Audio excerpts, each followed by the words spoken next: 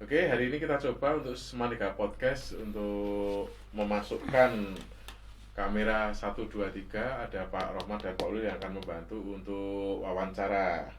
Kita lihat apakah nanti lancar atau ada masalah yang perlu kita perbaiki. Oke, dipersilahkan Pak Rohmat. Mancing ikan di kolam airnya Guru. Assalamualaikum warahmatullahi wabarakatuh. Kembali bersama saya Rahmat Sa'duliza di Podcast Manika. Ini hari kita akan mewawancarai seorang guru agama, salah satu guru agama di SMA Negeri 1 Ambarawa. Beliau adalah Bapak Ulil Absor SPDI. Selamat siang Bapak Ulil. Selamat siang, Bapak. Oke. Bagaimana kabarnya Bapak Ulil? Alhamdulillah.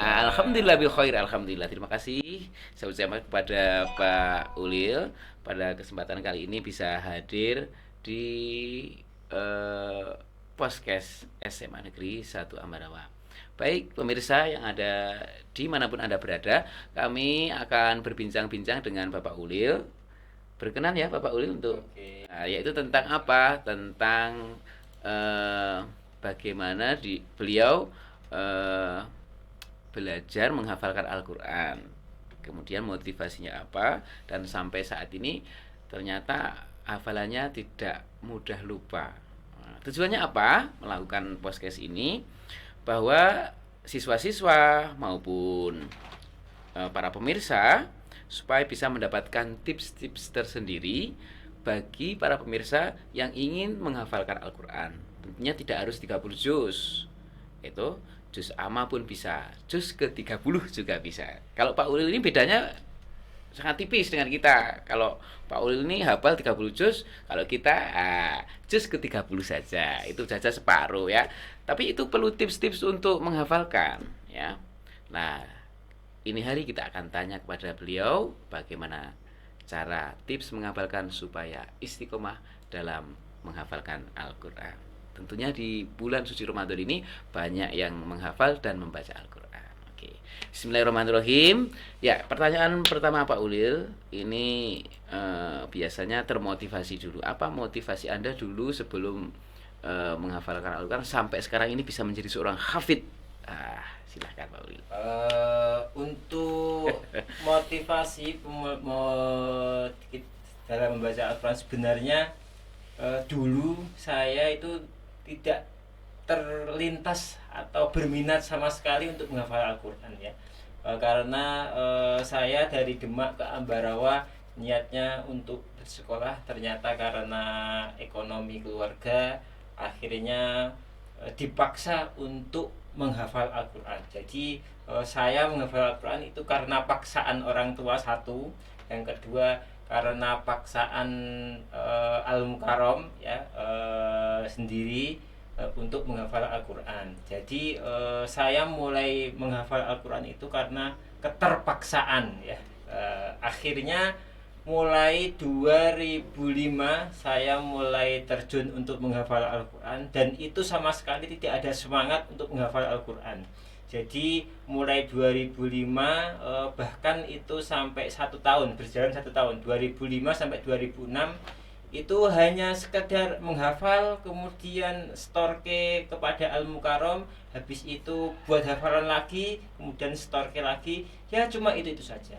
Akhirnya 2006 setelah Al-Mukarram pulang dari haji ya, 2006 Al-Mukarram pulang dari haji, itulah baru tumbuh semangat saya untuk menghafal Al-Quran. Karena saya sadar ketika saat itu, ketika saya hanya gini ngapalke storke, tidak ada yang nyantol di pikiran saya, eman-eman ya.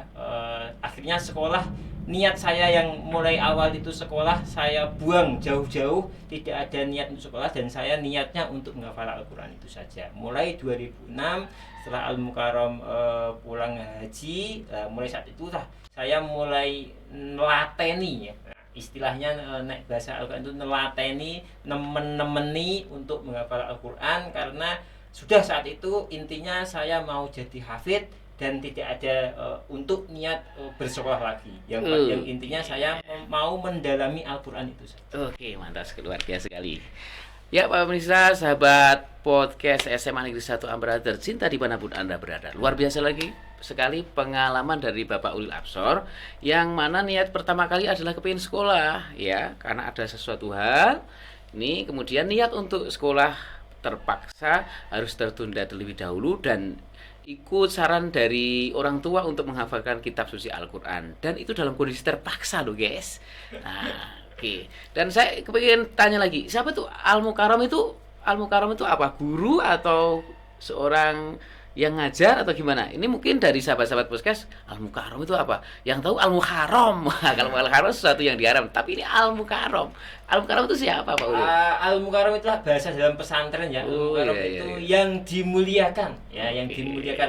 Al-Karim itu yang dimuliakan, sehingga dalam penghafalan Al-Quran Al-Mukarram itu bagi saya sebutannya abah kiai ya.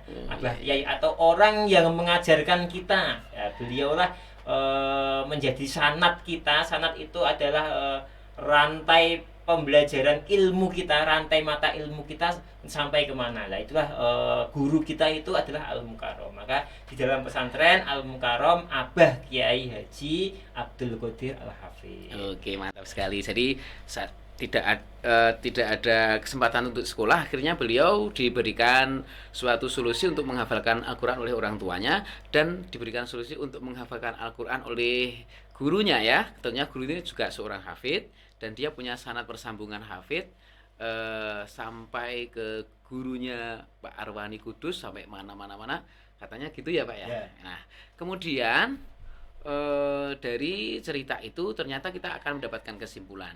Pertama kali dipaksa untuk membaca Al-Quran, padahal niatnya mau sekolah. Dah, setelah Al-Quran itu selesai, bagaimana Puli? Apakah Pak Uli langsung juga bisa menggapai sekolah itu? Ya, setelah Al-Quran selesai, saya selesai 2011 ya, 2011 waktu itu. Kemudian sudah tidak ada niat saya untuk bersekolah, itu nggak ada.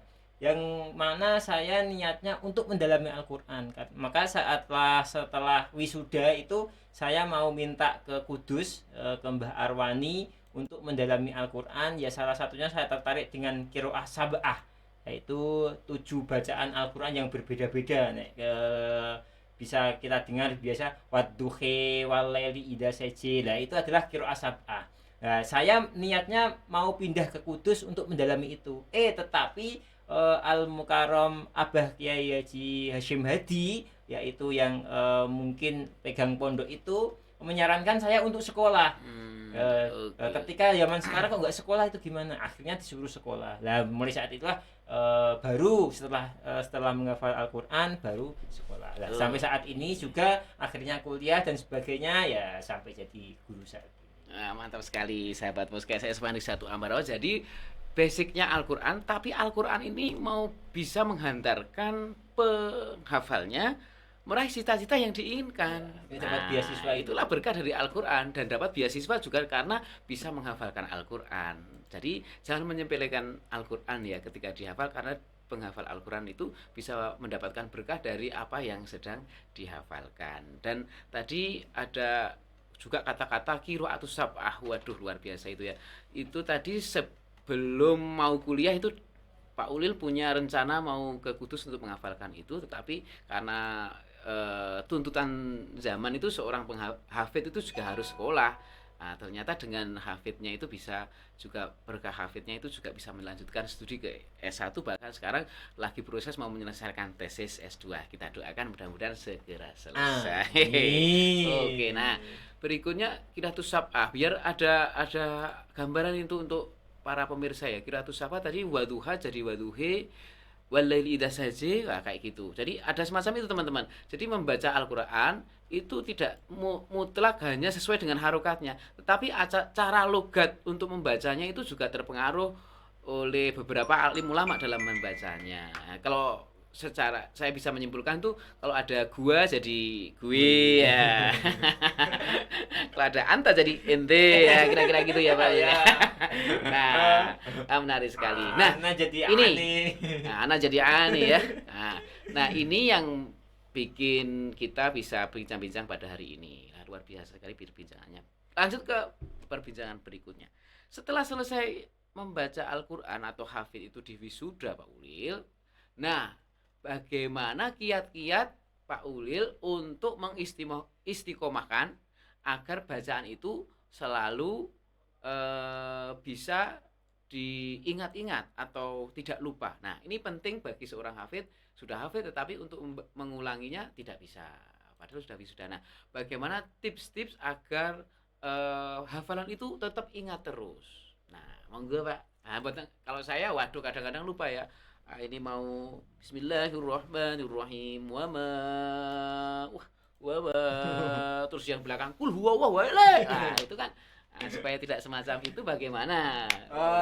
Sebenarnya teknik untuk menghafal Al-Quran itu berbeda-beda ya. Karena sekali lagi setiap pondok pesantren atau setiap instansi punya metode sendiri-sendiri. Untuk metode saya menggunakan Quran Kudus. Quran Kudus itu ayat pojok ya, yang mana setiap satu juz itu ada 10 lembar 10 lembar atau 20 halaman. Maka ketika bagi saya seorang laki-laki 1 bulan ada 30 hari, ketika yang 20 hari itu untuk menghafal, 10 hari untuk melanyahkan. Melanyahkan itu apa ya, Pak? Melancarkan hafalan ya. Jadi 1 bulan 1 juz itu harus hafal dan di luar kepala. Maka ketika 1 tahun kita prediksi saja itu hanya kita hafal 10 juz karena mungkin di pondok itu ada libur dan sebagainya, maka saya ambil 10 bulan, berarti 1 tahun kita dapat 10 juz. Itu sudah lancar dan di luar kepala. Maka ketika tidak lancar, 1 juz itu belum lengkap, maka jangan sampai naik ke juz yang berikutnya ya. Kemudian setelah itu ketika kita sudah hafal 20 juz, ketika kita sudah hafal 20 juz, minimal kamu 1 hari bisa membaca 10 juz.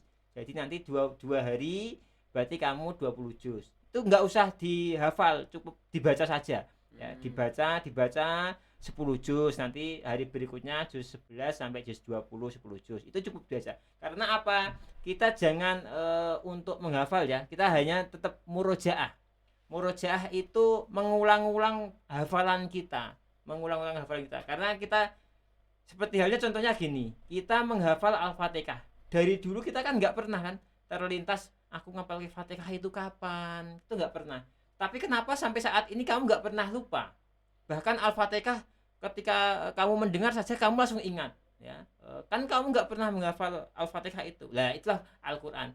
Tetap karena kamu setiap hari membaca Al-Fatihah itu sendiri, sehingga Al-Quran juga seperti itu. Ketika kamu setiap hari membaca itu, mau nggak mau akhirnya kamu ingat, oh setelah ayat ini tentu ayat ini, setelah ayat ini ayat ini. Maka sampai saat ini pun sampai detik ini ya, waktu ini juga minimal saya 1 hari masih menyempatkan untuk murojaah 10 juz. Itu murojaah, nggak harus melulu kita menghadap Al-Quran, enggak ya. Al-Quran bisa lewat HP, lewat hafalan, ketika lupa ya sudah nanti dilanjutkan. Jadi 1 hari ini sampai saat ini minimal masih 10 juz ya. Jadi nanti 3 hari pasti khatam 30 juz. Wah, mantap sekali. Ya, ini tips-tips dan rahasia dari Pak Ulil luar biasa sekali. Intinya menghafalkan, sesulit-sulitnya menghafalkan adalah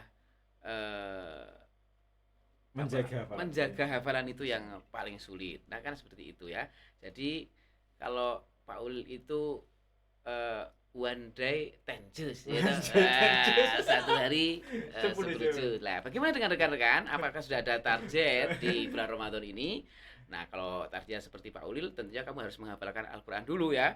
Nah, karena untuk 1 hari 10 juz itu bagi orang yang belum lancar, wah sangat luar biasa ya, sekali. Karena paling 1 juz itu ya hanya 10 sampai 15 menit lah. Oke, ya ini termasuk membaca yang sangat cepat sekali ya. Dia punya kekuatan cahaya ya, karena sudah menghafalkannya. Oke ya. Satu pakai Al-Quran pojok ya kalau mau menghafalkan ya. Ya, itu lebih gampang, Pak. Kalau Al-Quran pojok itu lebih enak ya.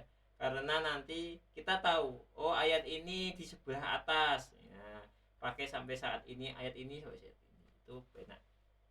Oke. Lebih gampang lebih. Terus ketika kamu sudah paham ilmu nahwu, menghafalkan itu lebih cepat lagi. Ya. Oke. Jadi orang yang sudah belajar ilmu nahwu sorof ketika menghafal Al-Qur'an itu satu halaman itu hanya 10 menit itu sudah selesai. Karena kita tahu oh artinya seperti ini, maknanya seperti ini. Akhirnya kita mengkaitkan sebuah kata lafaz dengan lafaz yang lain itu lebih enak. Oke, satu kali lagi ilmu bahwa penghafal Al-Qur'an akan lebih mudah kalau Anda mempunyai ilmu tata bahasa Arab ya. Tata bahasa adalah bahasa Arab, disebut ilmunya ada ilmu nahwu dan ilmu sorof. Jadi ketika Anda menguasai tata bahasa Arab akan lebih mudah untuk mengingat-ingat. Apalagi Anda tahu artinya. Biasanya memang begitu, dasar-dasarnya harus tahu bahasa Arab dulu, kemudian baru menghafalkan Al-Qur'an ya. Terima kasih Pak Ulil tips-tips membaca Al-Qur'annya. Mohon maaf mengganggu waktunya. Mudah-mudahan perbincangan kita yang singkat ini sekalipun singkat tetapi menjadi perbincangan yang bermanfaat bagi seluruh siswa-siswa, kemudian komunitas sekolah, juga alumni sekolah dan juga seluruh warga dimanapun Anda berada. Semuanya saja yang bisa mendengarkan agar bisa mendapatkan ilmu bagaimana tata cara untuk menghafalkan Al-Qur'an. Terima kasih ya Pak Ulil, mudah-mudahan ada manfaatnya dan apabila ada kesalahan dalam menyampaikan podcast secara singkat ini saya mohon maaf. Kembali lagi kita tunggu podcast Semanega berikutnya bersama guru-gurunya, tentunya mempunyai suatu pengalaman yang unik dan menarik dalam dunia pendidikan. Terima kasih, mancing ikan di kolam airnya keluar. Wassalamualaikum warahmatullahi wabarakatuh. Kisah Pak Ulil ya. Betul. Bener ada suaranya.